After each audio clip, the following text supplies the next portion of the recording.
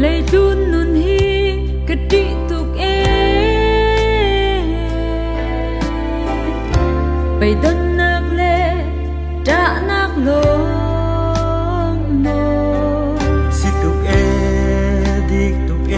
Giêsu nay lâu chu riêng chữ khal hi di anu tu ra pano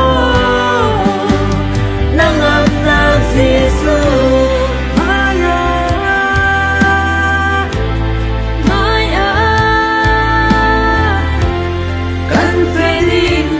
Chian rin sa ni khi buồn nuông căn thêm chính đinh dù ngài mi khi cả lâu đi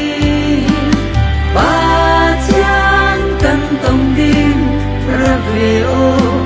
ba suy khuân hoa lệ chun nôm na cái tập về đi giang hân ruột lon cái mây đinh cầu tua cầu bồi pan ở lâu khi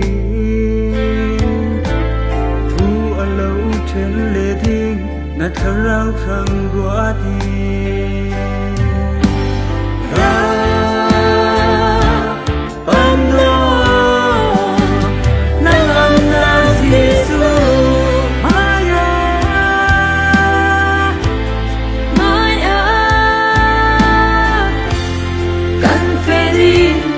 Chian rin sa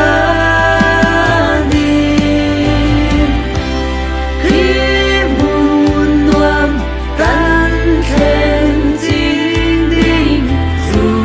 ngài mi khi cả lâu đi ba chian căn tông đinh ra về ô hoa suy khuân hoa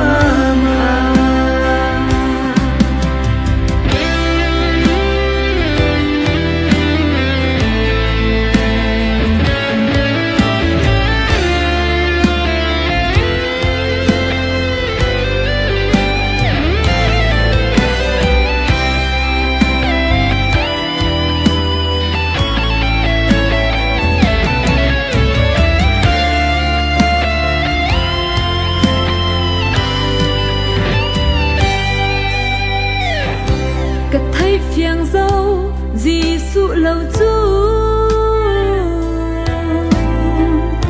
cùng con nun na đang lâu ra về ô căn nhuang đinh vàn dung in đùa ma bội ban so anh nên khen đi ra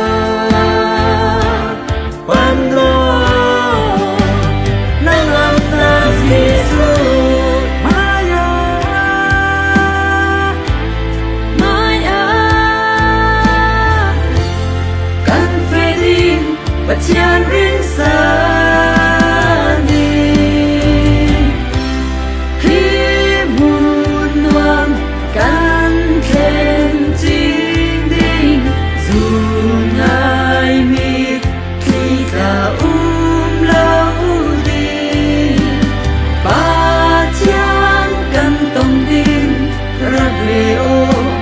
ban suy khuân hoa ra về ô van suy con hoa ra về ô